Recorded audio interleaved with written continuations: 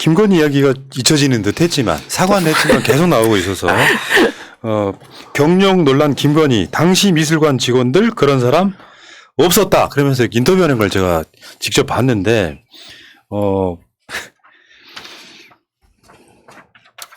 그 지원사람 봐요. 경력 증명서에 여기 보면 직급이 큐레이터라고 돼 있잖아요. 네. 요게 2007년 수원여대 겸임교수에 지원했던 증명서예요. 경력증명서. 근데 그 미술관, 해당 미술관 큐레이터를 여러 명 인터뷰를 하더라고, JTBC가. 근데 다 그 일정 기간에 근무를 했는데 그 여러 기간인 사람들 인터뷰를 해요. 하는데 다 본 적이 없어요. 네. 근데 요거 국민의힘이 김건희 사과 후에 큐레이터 한 건 맞다라고 이야기했던 것 중에 하나거든. 부풀렸지만 한 건 맞다. 본 적이 없는데 유령이 했나요? 무서워요. 아니 소름. 아니 남편은 막 공수처장도 구속시킬 수 있다 뭐 이런 식으로 말하고 네. 아내는 또 이렇고 이게 한두 번이 아닌 게 예전에 게임산업협회에서도 네. 1대 2대 회장도 그렇고 직원들도 아무도 본 적이 없다고 하는데 재직증명서는 나오고 이게 상습범입니다. 그래서 그런 느낌 아니에요? 누군가 훗날 새날에서 패널했다고 이야기를 막 하고 돌아다녀요. 나 혹시 본 적이 없는데 아무도 본 적이 없는 그런 상황이잖아요. 네. 큐레이터가 그런 거죠. 그냥 되는 거 아니거든요. 아 그럼요. 그 대양 공간 루프 학예실에서 1998년부터 2002년까지 큐레이터로 일했다. 근데 그게 본 사람이 아무도 없어. 어떡하냐? 근데 이게 이제 이력을 허위로 해서 자기가 경제적 이득을 취하는 거잖아요. 네. 사기. 사기에 관련된 최근에 재판이 하나 나온 게 있습니다. 야. 8월 25일 날 부산지법 동부지원 판결문입니다. 2019년 1월 2일부터 2020년 4월까지 15개월간 비학원 강사로 근무한 A씨가 해당 학원장을 기망해 재물을 교부받았냐면 이게 월급이겠죠. 이 사기로 기소된 사건인데 징역 2월에 집행유예 1년이 선고됐어요. 그 A씨는 2019년 1월 해당 학원장에게 2015년 부산 H미용학원 학생상담 및 관리교육 근무와 2016년 서울 I미용학원 국가자격증만 강의를 진행한 경력이 있다 이렇게 말을 해서 이력서에 적었어. 그래서 이 사람이 근무를 했어. 근데 A씨는 해당 학원들에서 강의한 경험이 없어. 뭐요? 그래서 사기죄로 실형이 선고된 바로 그런 사건입니다. 이렇게 되겠다. 먼 날 김건희 씨가 새날에서 패널했다 그래. 알고 보니 최민희가 김건희였다. 아유 소름. 진짜 얼굴이 이제 바뀌는 거죠. 근데 여기 관련해 갖고 이력서에 안양대 국민대학교는 공소시효가 남아 있습니다, 뭐냐. 네. 아 그래요? 사기 그러니까 이게 사기로 그러니까 이게 이 사기 이전에 있잖아요. 경제적 이득을 취했으니까 사기 이전에 대학에 대한 업무방해, 사문서이죠 이 정도거든요. 근데 이 사기죄로 제목을 살짝만 바꾸면 김건희 무조건 구속하면 지금. 네. 아 정의가 실현되는 그날을 기대합니다. 예.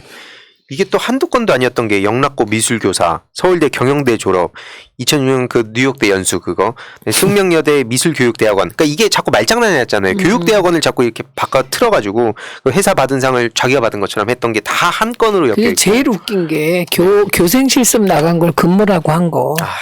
그거를 교생 근무라는 조어를 만들어 준 게 조선일보 자매지잖아요. 그랬더니 또 국민의힘이 그 교생 근무라고 또 말이 안 나오네요. 돌아버리겠네 진짜. 진짜 아니 그러니까 김건희가 사과를 해서 어느 정도 분위기는 좀 가라앉긴 했는데 해결된 게 한 건도 없어. 네. 이 폭탄을 안고 가야 되는 거예요.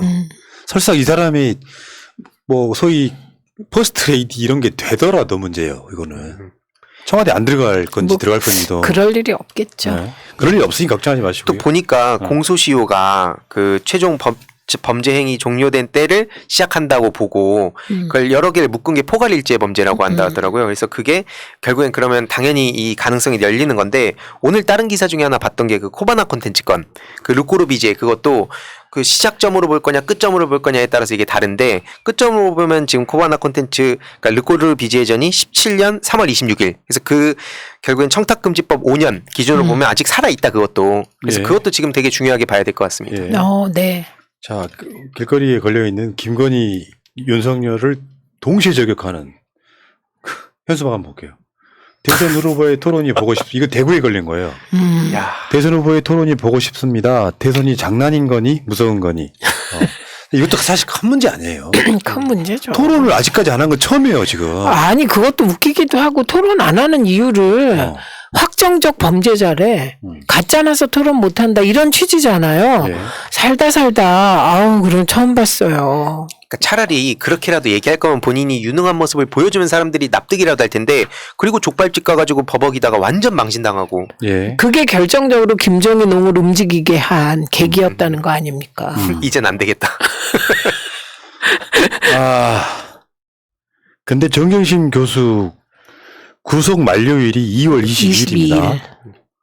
그 전에 대법 판결이 나올 가능성이 있다 이렇게 이야기를 하는데 우리 예상 중에 하나는 전원 합의체 판결을 할 거다라고 생각을 했었잖아요. 근데 정경심 교수 그 혐의 중에 표창장 위조 같은 이 뭐 사문서 위조 이 건은 그 증거를 검찰이 가져갈 때 증거 능력이 없다는 게 다른 판결을 전원 합의체에서 얼마 전에 냈잖아요. 네. 다른 건으로. 예. 그러니까 뭐 몰래카메라처럼 상대방에 대해서 찍어갖고 이거를 검증하는 과정에서 한쪽이 입회하지 않은 상태에서 이걸 했으므로 증거 능력이 없다로 판결이 내려서 이게 정경심 교수의 판결을 예비하는 판결처럼 돼 있더라고요. 네. 그래서 전원 합의체가 아니라 요거를 대법원이 소부에서 그냥 적용할 수 해가지고 있다. 적용해가지고 다시 파기환송할 가능성이 높다. 이렇게 지금 전문가들이 보고 있는데 2월 22일 이후에 판결하려면 2월 22일 날 정경심 교수가 풀려나야 되고 또 정경심 교수가 그 전에 판결이 나오면 정경심 교수에 대해서 특히 이 부분은 대법원이 얼마 전에 내린 판결이 딱 그 상황이기 때문에 최소한 표창장 위조건 등에 대해서는 그게 코어하고 핵심이기 때문에 나머지는 그런 거예요. 뭐 시간이 부족하다 이런 식으로 뭔가 뭐 인턴 활동이 어쩌고저쩌고 이런 상황들이기 때문에 이 부분에서 이게 무죄가 되면서 2월 22일 이전에 정경심 교수가 석방될 가능성이 있다 뭐 이런 식의 이야기가 지금 나오고 있는 거죠. 네, 무죄 취지 파기환송이 되면 석방될 가능성이 높다. 그러니까 2월 22일이 데드라인이네요. 네. 조금만 더 견뎌 주시고요. 어쨌건 네. 지금 윤석열이 김건희 건이 막 전국을 강타하면서 정경심 교수는 도대체 왜? 뭔데? 조국 내는 정말 잘 살았네? 이런 이야기들이 그러니까 민심이 반전되는 거 있잖아요. 아니 주위에서 가끔씩 조국 이야기를 하던 사람들이 지금 쏙 들어갔어요. 네, 아무도 안 해요. 그래서 제가 진중권 씨를 계속 비판하는 게 진중권을 비롯해서 조국 흑서 5인방. 근데 그 대부분은 그냥 윤석열 지지한다고 얘기를 했더라고요. 그리고 그 사람들은 그나마 언론에서 계속 보도해서 이름을 알린 건데 그 외에도 수많은 사람들이 그때 조국 장관한테 돌을 던졌잖아요.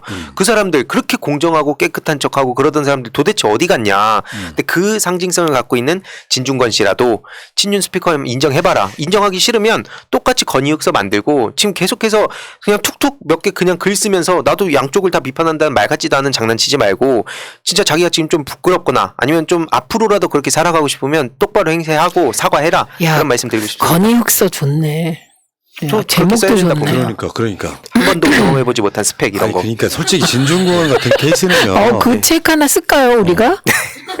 우리가 예를 들어서 그 온라인 농객으로는 진정보다 선배 세대예요. 나랑 그 김청수랑 딴지 같이 만들 때 선배 세대인데 그 후에 나타나가지고 이렇게 어떤 스킬인지 모르지만 언론에 관심을 받는 일종의 관종 형태. 네. 자기같이 내가 보기에 없는 사람이에요. 네. 그런 사람이 어느 날 동양대를 추천한 사람이 정경심 교수라는 거 아니야. 진중권 거기다 꽂을 때 그러게요. 거기다가 등에 칼 꽂는 놈이 어디 있어요. 그러면 거기에 대해서 정경심 교수나 조국 장관에 대해서 조금 좋은 얘기 뭐 이런 얘기가 나오는 게 아니라 자기 살려고 그냥 어떤 덧빛을 만들어가지고 윤석열 편들고 그런데 그러면 지금 상황 이런 상황이 되면은 당연히 네. 뭐 유감을 표명하거나 사과를 하거나 이렇게 돼야 되는데 정경심 교수 무죄에 가깝게 나와도 즉 진중권은 사과할 놈이 아니에요. 네. 그냥 무건수행 하겠다 이렇게 해야죠 지금쯤이면. 일어나 중에 정신 못 차리고 제명학 타령하고 있으니 제가 기가 차가지고 그러니까. 가만둘 수가 없겠더라고요. 그러니까 뭐 저는 뭐 어차피 애초에 급이라든지 이런 거 생각도 안 했고 저는 다른 방식으로 자존감을 채워와서 그 진중권 씨 지지자들 와서 뭐라 하는 거 신경 하나도 안 쓰이고 뭐 할 테면 하라고 얘기하고 싶어요. 다만 저런 인간들이 포털에 걸리는 거 이런 구조개혁 이거 반드시 해야 된다는 메시지를 주고 싶고 진중권을 비롯해서 저렇게 쪽팔리게 살던 사람들 역사에 좀 그렇게 부끄럽게 박제하려고 이거 하는 겁니다. 진짜 도저히 못 봐주겠어요. 아니, 제가 페북을 늘 유익 있게 봐요. 그러면서 느끼는 게, 야, 머리 좋은 자가 하니까 진짜 내용이 다르다. 진짜 본인은 몰라서 그렇죠. 저는 전문이잖아요. 책 글 딱 보면 이거 IQ가 몇이다. 이게 해보면 알아. 교열을 40년 봐봐. 그냥 알죠. 근데 황희두는 장점이 있어요. 네. 뭔지 아세요? 사람이 컨텐츠를 낼 때 제일 중요한 것 중에 하나가 생김새하고 목소리도 중요해요. 어떤 분들이 처음으로 유튜브 채널 들어오잖아요. 근데 거기 출연자나 진행자가 목소리 이상하면 바로 나가버리는데. 본인 얘기네. 그러니까 생김새도 마찬가지고. 생김새도. 보세요. 그러니까 진중권은 사실 컨텐츠가 호감일 때만이 그 사람의 인물이 상세가 되는 거예요. 그러네요. 컨텐츠가 비호감인데 그래서 황희두가 훨씬 유리한 거예요. 뭔 말인지 알죠? 아니 근데 우리가 너무 그 말은 너무 100% 동의하면서도 얘기하는 게 조금 아니 이게 이제 어떤 마케팅 심리학 차원에서 드리는 말씀이에요. 진지하시다. 그런 분석이 왜냐하면 호감형인 사람이 호감적으로 하는 말이 더 믿음감이 간다는 얘기예요. 그렇죠. 저 마지막으로 하나 얘기하고 싶은 게 이걸 보고 있을 수도 있고 누군가가 전해서 이걸 못 본 척하면서도 이제 이걸 의식할 수 있는데 뭐 개나 소나라고 얘기한 마당에 한번 응답해봐라. 앞으로 제대로 보여주고 싶다라는 얘기를 하나 먼저 하고 싶고 둘째로는 여태까지 자기보다 급 높은 사람들만 저격하면서 그렇게 급 맞춰왔다면 남은 인생이라도 자기 좀 객관화하고 자기 레벨 분수하고 살아가라 얘기 전하고 싶습니다. 갑자기 진중권 보고 있다가 왜 지금 윤석열 이야기는 하지 내 얘기하고 있냐고. 저는 윤석열, 김건희 당연하고 이런 사람들 맞습니다. 이때 바로 못 잡아놓으면 나중에 또 피곤한 일 반복될 거라 봅니다. 예. 저는 그렇게 생각해요. 아슬아슬하게 쿨한 척. 사실상 친윤이 돼갖고 윤석열을 편들던 자가 또 그런 비겁한 캐릭터는요. 가끔씩 윤석열 저격도 한다. 네. 그래서 인증을 남긴다. 맞아요. 나는 그 쿨하다 이렇게 보여주고 싶어하는데 뭔 그런 그따위 가치가 다 있어. 9.9대 0.1로 해요. 오늘도 페이스북에 글 쓴 거 보고 기가 차더라고요. 뭐 안에서 뭐 싸우고 있군요 하면서 뭐 마치 밖에서 뭐 하는 혼돈하듯이 건지. 뭐 하는 건지 이런 식으로 하는데 이미 사람들 다 친윤 스피커로 보고 있는데 그런 거 남긴다고 면피 안 됩니다. 그러니까요. 저는요. 저는 마지막으로 꼰대 노릇을 좀 하려고 해요. 제가 그 대학교 때 진리는 자명하다 이런 문구를 봤어요. 진리는 자명하다. 스스로 자기 모습을 드러낸다. 근데 그게 시간이 걸리더라고. 진리가 자기를 드러내는 게. 그런데 윤석열 전 총장은 어쩜 이렇게 짧은 시기에. 그래서 요새는 여러분이요. 저는 가끔은 문재인 대통령 생각을 하는 거예요. 윤석열이 저러고 최재형이 저러고 이럴 때 그 마음은 어떨까. 그런데 그걸 절대로 감정 표현을 안 하시고 정말 원론적인 얘기만 하잖아요. 그죠? 저분은 뭐지? 이런 생각을. 문 대통령이 주무실 때 혼자 뭐라고 할지도 몰라요. 이불킥. 이불킥. 그 혼자 딱 네 글자. 저 새끼가. 뭐 그럴 수 있죠. 네, 그런데 지금 이 진리는 자명하다. 이게 제가 살아오면서 가장 짧은 시간에 진리가 스스로 빛을 발하는 이런 경험을 합니다. 네. 결국에는 이제 윤석열 같은 캐릭터는 이제 우리나라 역사에 나오면 안 됩니다. 네. 예를 들어서 이재명 정부가 들어섰는데 대선 후보가 되고 싶으면은 검찰총장이 정부의 반기를 들면 돼요. 그거 또 나와 저쪽에. 최소한 이해창은 반기 들고 그 당으로 갔잖아. 내 말이에요. 네. 내 말이에요. 근데 그게 대선이라고 하는 게 오늘 제가 지금 방송이 4번째 방송인데 첫 방송이 박영선 전 장관 인터뷰였는데 미국에서 다들 그랬대요. 얼마 전에 미국에서 왔잖아요. 네. 어떻게 한국은 검찰총장이 대선 후보로 나왔냐고. 이해할 수 없다는 반응이라는 거야. 왜냐하면 거기는 그 오바마도 그렇고 지역에서 지방에서 이렇게 주에서 정치 뭐 하고 이 과정들을 거치면서 최소한 정치 경력 10년 이렇게 되는 사람들이 나와서 대선을 다루는 거지. 거기 그치. 검찰총장이 대선 나왔다니까 사람들이 입이 쩍 벌어지더라는 거야. 진짜 뭐냐. 갑자기 정지 이상한 거죠, 그게. 갑자기 브라질 같은 정치 후진국처럼 느껴져요. 그러니까요. 그러니까 그런 윤석열이 나와서 그나마 검찰총장 검사 출신한테 볼 수 없는 어떤 메시지를 내면 사람들이 저 사람 신박하네 할 텐데 그 이상 메시지가 아니라 그 이하의 메시지를 내잖아요. 그러니까 언론이나 이런 데서는 클릭수 높이려고 논란거리만 보도를 해. 그러면 공약으로 싸우는 게 안 돼요. 그러니까 대선 전국이 하향 평준화돼 버리는 거예요. 네. 우리가 계속 이재명 후보나 문재인 대통령의 긍정적 메시지를 먼저 방송으로 이야기하는 이유가 있어요. 자꾸 김건희 까고 윤석열 까고 김종인 까고 막 이렇게 하다 보면은 이재명 후보를 알릴 기회가 사라져 버려요. 네. 그게 대한민국한테는 불행이라는 거죠. 네. 밖에서 보면 진짜 웃긴데요. 이 상황이. 그럼요. 말도 안 되는 거지. 네. 자, 그러면은 이제 두 분한테 마지막 질문. 자, 그냥 밑도급도 던져볼게요. 어떻게 될 것 같습니까? 뭐가 그냥 아무 답이나 해주시면 돼요. 뭐 이재명이 이기죠. 저는 올해 전반적으로 대한민국의 새 역사를 쓰면서 그동안 쌓여왔던 어떤 분노, 막 그런 여러 가지 감정들이 해소되는 날이 오지 않을까 기대하고 있습니다. 도사예요. 저는 뭐 유치해. 이재명이 이길 것 같아요. 다만 진짜 지금은 돌다리도 두들겨 봐야 돼서 네네. 네. 후보, 캠프, 지지자 할 거 없이 다 신중 모드, 네. 경선 모드. 그러나 마음속에는 사기충천. 네. 푸나니 오늘 아침에 연합뉴스 TV나 나간 거 못 들었지? 근데 귓속에 또 푸나 일어나 하고 이어폰 속에서 이야기 하시던데? 네, 엄청 우리 다 조심하고 있습니다. 그 이야기죠, 그 이야기. 네, 네. 그럴 수밖에 없는 거. 그래서 지금 많은 사람들이 글쎄요. 그 말이 맞는 말인 것 같지 않아요? 윤나땡이란 말. 굉장히 맞는 말 아니었어요? 실제로. 홍준표가 나왔어도 저는 뭐 그렇게 큰 위협이 될 거라고 생각하지는 않지만 이렇게 셀프가 자멸해서 무너지는 경우는 드물지 않습니까? 그러니까 진리가 자명하다. 적어도 저런 아이빌리브라든지 각종 밈이 지금 펜코를 비롯해서 이준석 대표 지지자들 되게 많이 있거든요. 그 화살이 지금 일로 왔으면 또 다른 양상으로 갔을 텐데 그마저도 다 버리고 한 줌 취급한 결과물이라 생각해서 어쨌든 이준석 대표의 주장, 그런 정치 철학 이런 거에 공감 못하더라도 지금 당하는 수모에 있어서는 저도 청년으로서 같이 분노하고 있습니다. 근데 푸나님 이제 신승훈이 나와서 아이빌리브 부르면 그 생각은 날 것 같아. 그 노래 버렸네. 아이고. 그냥 그 노래 과거에 우리가 그 노래 들으면서 가슴 저미고 견우야. 성렬아. 견우야가 아니라 건이야 이렇게 되는 거군요. 네. 뭐 그렇게 되는 거예요. 예. 이제 그 과정에서 저는 이렇게 봐요. 저쪽이 끊임없는 공작을 할 겁니다. 네. 김진태 이런 부류 있잖아요. 네.